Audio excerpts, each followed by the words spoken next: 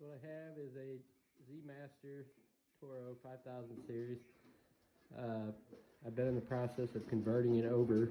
It was factory a propane fuel setup.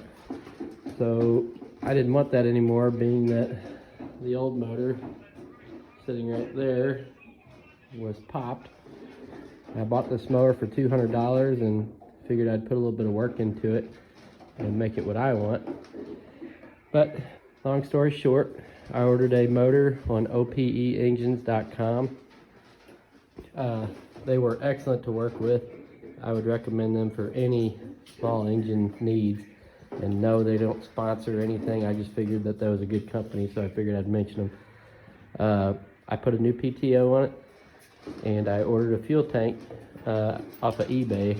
It was $240, and the only thing that I had to modify was this. I had to cut that out with a die grinder.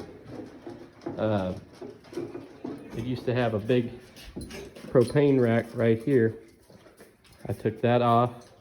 I bent the bracket down.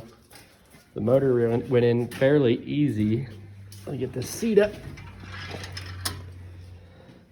The propane model, excuse me, didn't have a fuel gauge on it, obviously, but I was lucky.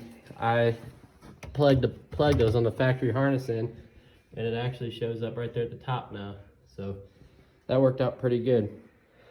The tank slides right in. You'd have to take this off here, which would be this nut on each side, and then these two bottom ones here.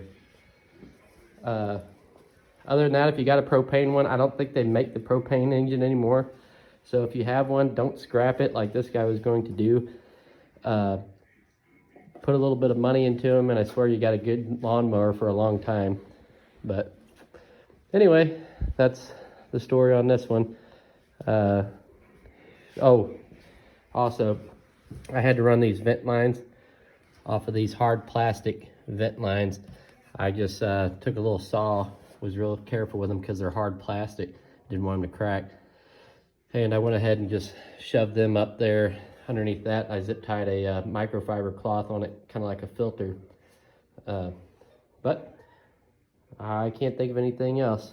So hope this video might help somebody that's questioning whether or not a blown up propane mower is worth keeping. Have a good one.